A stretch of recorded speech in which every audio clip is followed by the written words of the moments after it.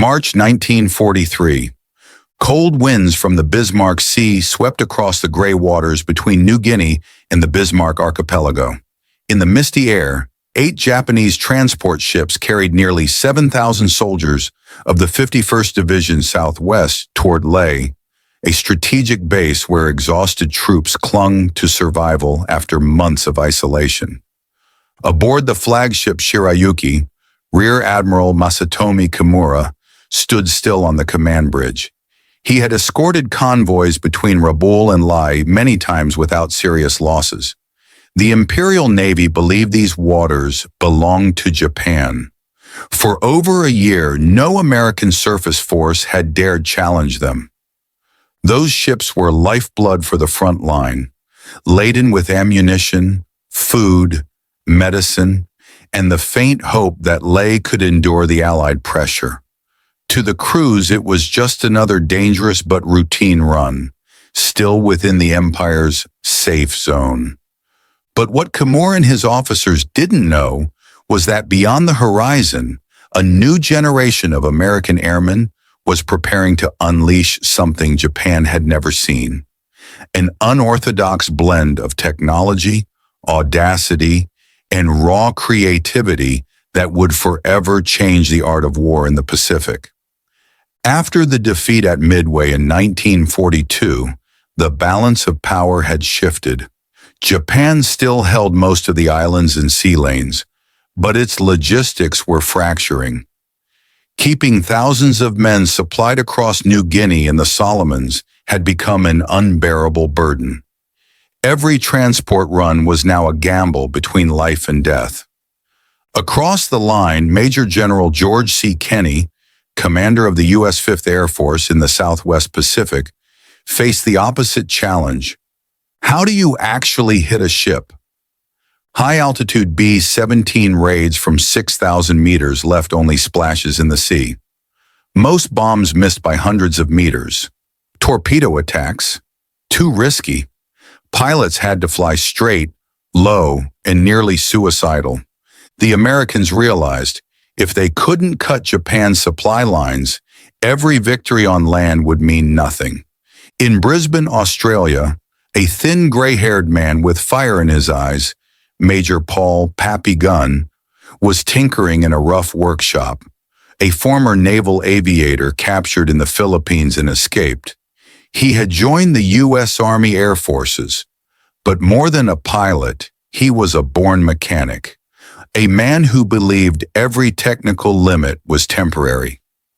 Inside a B-25 Mitchell hangar, Gunn stripped out the top turret, removed the bombardier station, and mounted 4.50 caliber guns directly in the nose. He called it the strafing nose. When it worked, he doubled it to 8.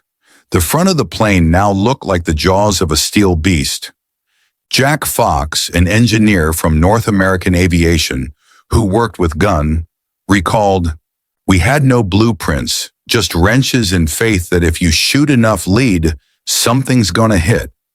Those B-25s were no longer medium bombers. They were flying gunboats, spitting over 6,800 rounds per minute, nearly the firepower of a small destroyer. Meanwhile, a young officer named William Ben was experimenting with a completely different bombing technique. Instead of dropping from altitude, he flew barely 20 meters above the water, releasing bombs to skip across the waves, like a stone across a pond. When the bomb struck the ship's side, its delayed fuse gave it just enough time to penetrate below the deck before exploding. Pilots trained weekly near Port Moresby, using the wreck of the SS Pruth as a target. At first, many called it madness, but after hundreds of runs, they discovered that with the right speed, angle, and ultra-low altitude, accuracy was nearly perfect. Two ideas, Pappy Gunn's 8-gun nose and Ben's skip bombing, merged into a deadly formula. Even the Americans didn't realize how devastating it would be. Meanwhile, the Japanese trusted their umbrella of steel, their anti-aircraft doctrine. Their destroyers bristled with 25-millimeter cannons, 5-inch guns, and 13-millimeter machine guns. They believed any plane daring to fly low would be shredded by the wall of fire. At Rabaul, Admiral Gunichi Mikawa approved the escort plan for Kimura's convoy. He knew American planes were active but trusted Japanese gunners' discipline and experience to protect them. Young officers aboard Shigur and Arashio laughed at rumors that American medium bombers could attack warships. To them, it was absurd. No one imagined that this very confidence would turn the entire convoy into a floating inferno. Before sunrise, the Bismarck waves were calm, the sky thick with clouds. On the destroyer Asashio, Lieutenant Ikata peered through his binoculars and saw dark specks on the horizon. He thought they were scouts. Minutes later, radar and lookout reports screamed, "Enemy aircraft, south, altitude 7,000 feet." B-17S and B-25s approached in traditional high-level formation. Anti-aircraft guns roared to life, the sky filled with bursting shells and tracer arcs. Japanese officers smiled. They had done this dozens of times before. They didn't realize what they saw above was on.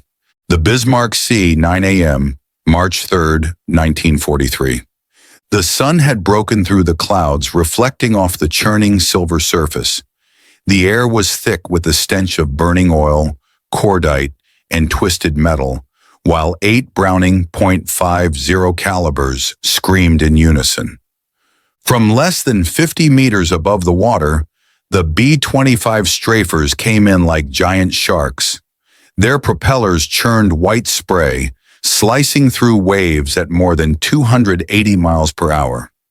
Inside the cockpit of Ruthless, Lieutenant Colonel Edward Larner gripped the control stick tightly, his eyes locked through the gun sight. Ahead loomed the destroyer Shirayuki, first in the defensive column, range 1,500 yards. Larner pulled the trigger.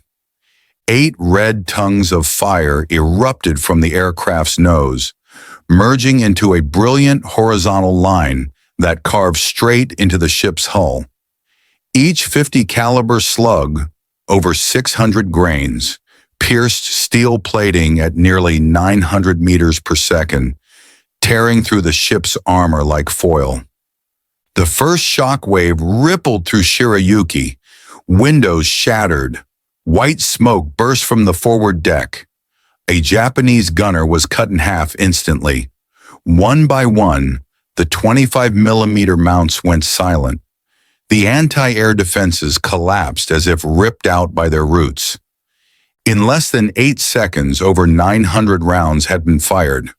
As Larner pulled up, 2 500-pound bombs dropped from the bay, skipped once across the water, then slammed into Shirayuki's side and exploded. A flash of white light, a solid wall of sound. The hull bent, twisted, and broke.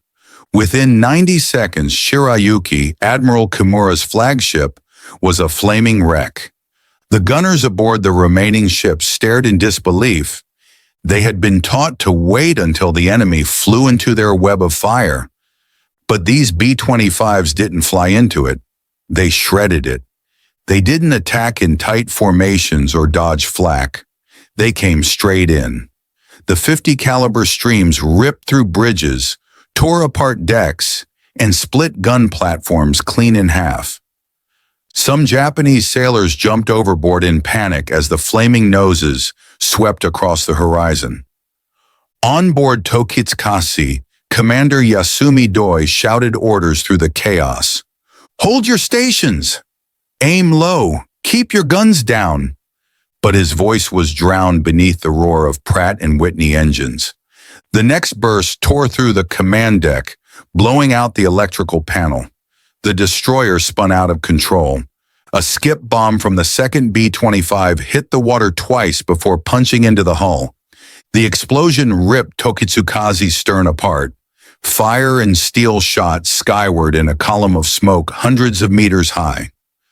Aboard the Asashio, Admiral Kimura looked out over the collapsing formation, unable to believe what he saw. In just minutes, months of convoy drills had evaporated into smoke and fire. In the cockpit of Sleepy Time Gal, pilot Donald McCullough executed William Benn's perfect formula: drop at 200 feet, speed 260 miles per hour, angle 6 degrees, range 340 yards. 2 bombs released cleanly, skipped once, and slammed into the transport Oigawa Maru, a deep rolling thud, then light brighter than the sun. The ship's munitions and fuel stores erupted. Over 1,500 soldiers vanished in the blast. The hull split in two. The stern reared up like a wound torn open.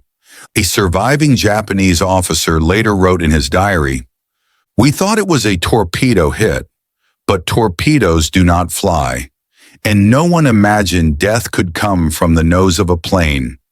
At the same time, Australian Beaufighters swept in low, raking the decks with streams of 20mm fire. One Australian pilot recalled, "We flew so low we could see the whites of their eyes before we fired." In less than 15 minutes, the Bismarck Sea turned into a nightmare tableau.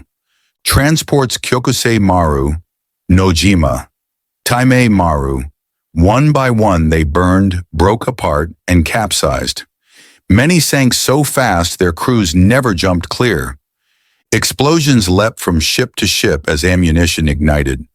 The sea itself seemed aflame, like one endless pool of burning oil. The sky darkened with smoke. The air reeked of burned fuel, scorched metal, and flesh. Inside their B-25s, gunners kept firing at anything still moving. Pilots whispered target counts to themselves, mouths dry, hearts pounding, but hands steady. This was no longer a battle. It was a surgical execution. By 9:15 a.m., the Japanese formation had ceased to exist. In under 20 minutes, 8 transports and 4 destroyers were sunk or crippled. There had been no sea engagement, no American ships, only planes and fire. Admiral Kimura, lightly wounded, was transferred to another destroyer.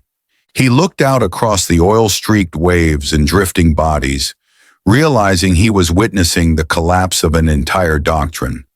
At Port Moresby to the south, General George Kenney received the report over radio. He paused for a long moment, then said quietly, "We've just proven that no ship is safe under our skies anymore."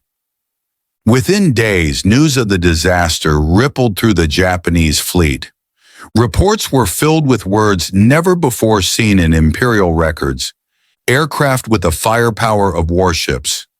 No anti-aircraft defense effective. By the end of March, Japan suspended all transport convoys to New Guinea. From then on, they relied on submarines and destroyers running at night, a desperate measure that carried only 1/10 of the needed supplies. The troops at Lae and Salamaua would wither slowly, cut off from the empire. The Battle of the Bismarck Sea was more than a tactical victory. It marked a transformation in naval warfare itself. For the first time, medium bombers became flying gunships.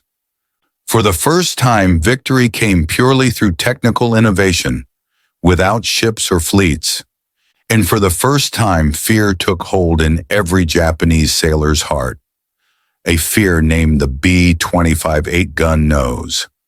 After the battle, the Japanese had a name for them: the Flying Saws. Lieutenant Takashi Mieta, a survivor, wrote, "The sound of bullets tearing through the hull was like a saw cutting steel. When I looked up, I saw 8 streams of fire, and then nothing." That evening, the Bismarck Sea was no longer an ocean, just a slick of burning oil, drifting steel, and faint cries lost among the waves. The B-25s turned for home, wings streaked with soot and smoke. The pilots sat in silence. They knew they had just written a new chapter in the history of war, one their enemies would never forget. In 15 minutes, Japan learned that the sea no longer belonged to them. And in that sky, warfare itself had entered a new era. The Bismarck Sea, midday, March the 3rd, 1943. Fires still burned, smoke still rose. But hell was no longer in the sky. It was on the water. When the B-25s pulled away, the sea was no longer blue. It had thickened into a slurry of oil, wreckage, and bodies. Waves lifted splinters of wood, scraps of cloth, and pieces of flesh. On the shattered remains of the destroyer Arashio, Naval Lieutenant Kenji Mori crawled out of the engine room, slick with blood and oil. Power was gone. The air was a furnace of smoke, the smell of hot metal mixed with burned flesh. Someone screamed for the pumps, but no pump still worked. Another blast, Nojima, the transport alongside, took a bomb from the second wave. The pressure ripped her open and hurled Mori into the water. When he surfaced, a dark skin of oil covered the sea. Overhead, the sky was a gray lid of smoke. Fragments of bomb casing pattered down like iron rain. He tried to swim.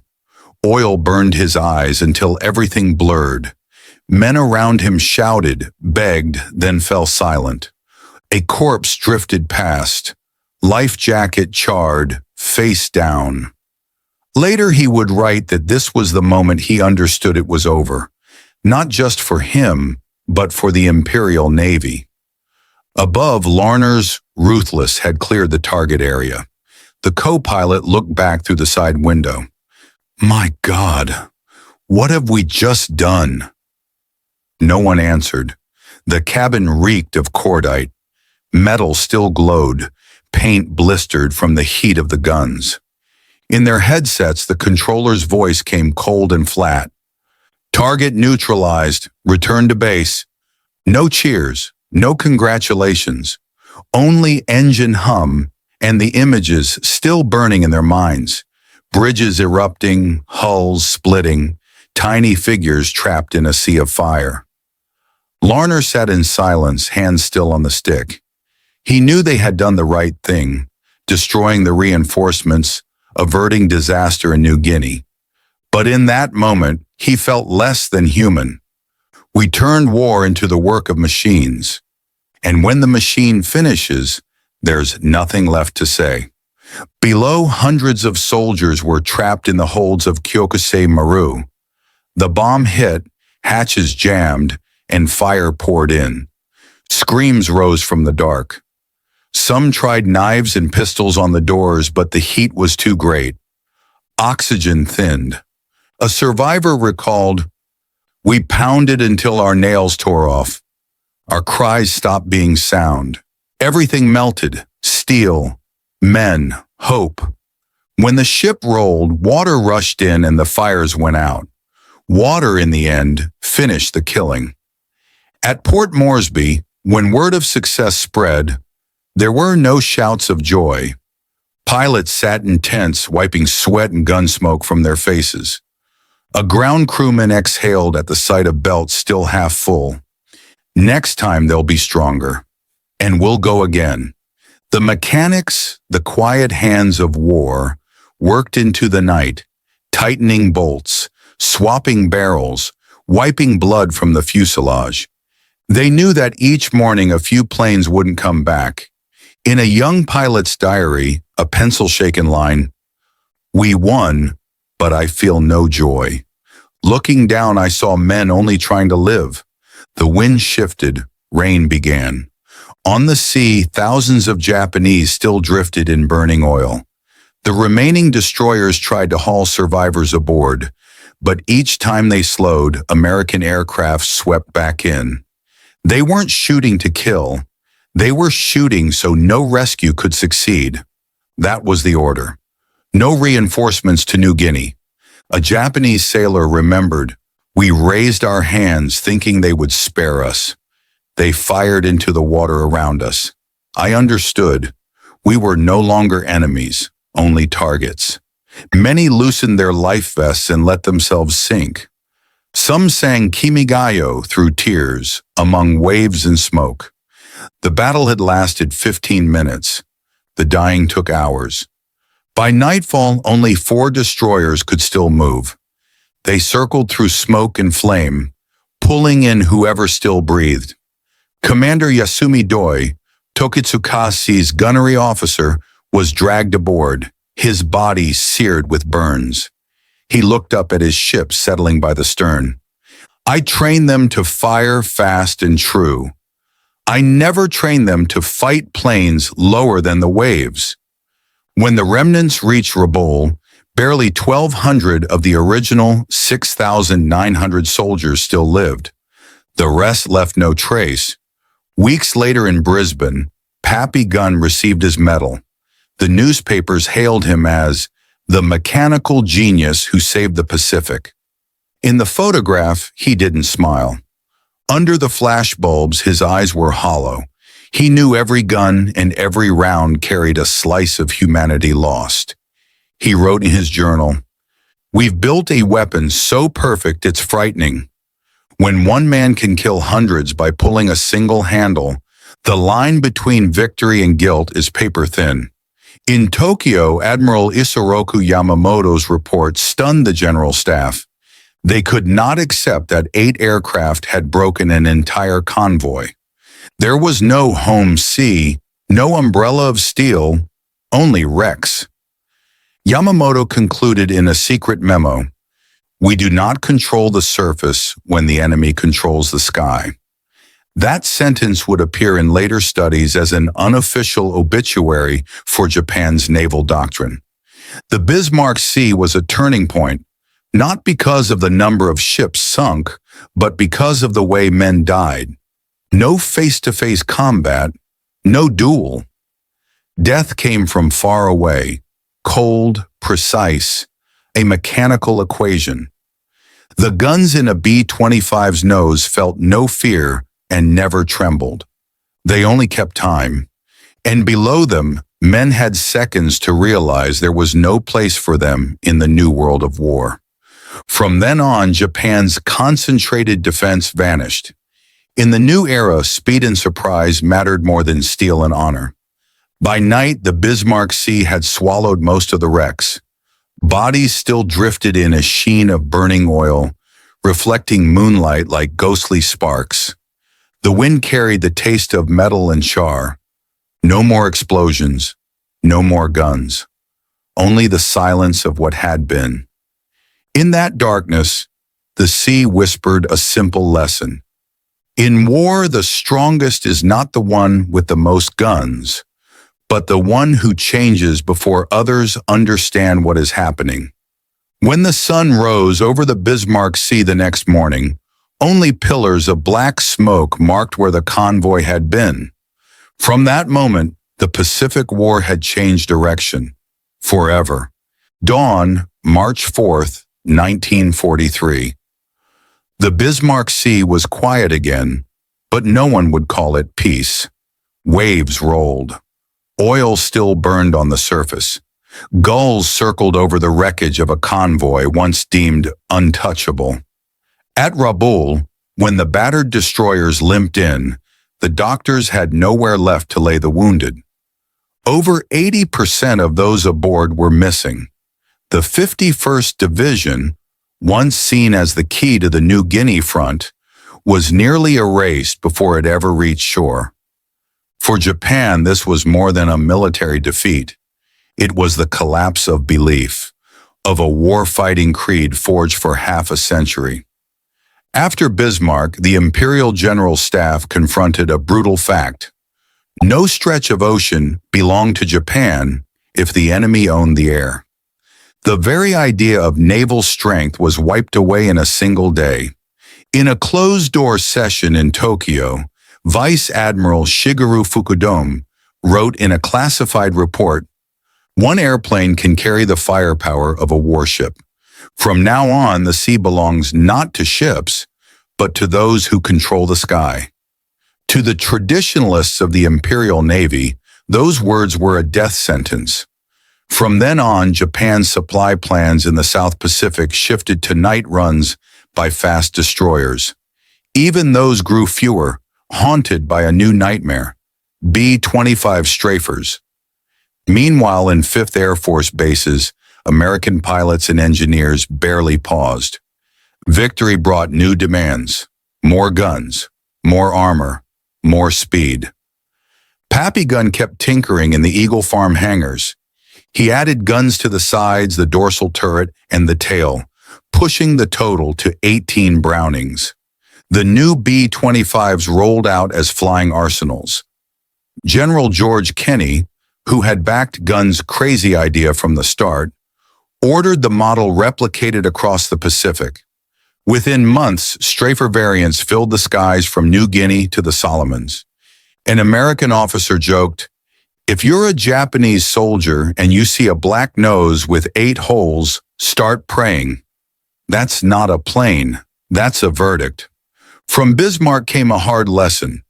Modern war is won not only by will, but by adaptation. Japan had brave pilots and powerful ships, but they believed honor and discipline were enough. America believed in tools, improvisation, and practical improvement. The B-25 strafer was the distillation of that creed, a weapon born not in a lab but in a sweaty hangar with the ring of hammers. No blueprints, no waiting, just crews and pilots trying, failing, learning, succeeding. Bismarck proved that in war, the rule breakers rewrite history, but victory is never free. From March to December 1943, dozens of B-25 crews were lost over New Guinea's seas. Many were shot down on low-level runs, with no time to escape. One survivor, Lieutenant Robert Klein, wrote to his wife, "We watched them burn. At that height, you can't tell friend from enemy. Only flames, then silence. I don't know what we're fighting for anymore, except to stay alive." Years later, at veterans' reunions, Bismarck brought quiet, not lectures. They remembered the smell of oil and hot metal, and faces they never clearly saw. For Japan, Bismarck shattered the logistics web. From then to war's end, bases in New Guinea, the Solomons, and Borneo starved under disease and despair. Admiral Yamamoto, on reading the official report, said only, "We cannot win on an empty stomach." Soon after, he was shot down in flight. The death of the architect of Pearl Harbor closed a proud, unseeing chapter of the Imperial Navy. Japan never rebuilt large-scale sea supply. The ocean that had been a loyal ally turned silent traitor, swallowing ships that carried hope. The B-25 strafer was more than a symbol of victory. It was the prototype for the gunship aircraft to come. From it, America fielded new breeds. The AC-47 Spooky in Vietnam, with a tri-barrel Gatling spitting 6,000 rounds per minute. The AC-130 Spectre in the Gulf War, mounting even a 105mm howitzer. And later, the A-10 Thunderbolt II, the direct heir to the B-25's ground-chewing spirit. In every later war, the United States kept one philosophy: if you can't win by numbers, win by invention. Its roots ran back to the rusty bolts of Eagle Farm in 1942. After the war, Japanese historians came to Australia to interview American veterans. They asked what drove men to attack so low over the water. An American pilot answered, "If we didn't fly low, we wouldn't survive. If we didn't change, the world would be devoured." An old Japanese officer, hair gone white, nodded once. "So survival taught you to create. We died believing we could not be wrong." Those words became the epilogue of the 1968 documentary, The Fall of the Imperial Navy. Viewers fell silent, recognizing the bitter truth. Belief never defeats adaptability. Pappy Gunn did not live to see his full legacy. He died in 1957 in a light aircraft crash, still a mechanic, still a wrench in his pocket. On his stone in Texas, comrades carved a single line. He built wings out of metal and hope. The men of the 3rd Attack Group gather each year, fewer each time. They recall Bismarck, the smoke, the blasts, the spray sparking under fire. One of them says, "We flew through hell, and we brought some of it home." Today, beneath the Bismarck Sea, the hulks of 8 transports and 4 destroyers lie quiet in the sand. Divers call it the steel graveyard of the South Pacific. Coral veils the plates. Fish pass through bullet holes. Seaweed waves like torn flags. When the first light of morning reaches the seabed, it glints off rusted brass, remnants of 8 guns that change history. No one hears the explosions now, but the ocean remembers. Each year, the Japanese set wreaths adrift. No speeches, only waves, and the distant thrum of training aircraft overhead. A reminder that invention can save a nation or drown an empire. The Battle of the Bismarck Sea is not just a chapter of World War II. It is a hinge of an age, where invention and machinery replaced honor and doctrine. From then on, the world understood. In war, those who learn fastest live. The 50 caliber guns in a B-25's nose didn't just fire bullets, they fired a message. In the new era, the sky belongs to those who think differently. Low music fades. The B-25's engines recede into the surf. Final image. The Bismarck Sea, evening calm. Black smoke trails dissolving over the water. Text on screen. B-25 Strafer, the flying battleship that changed the Pacific.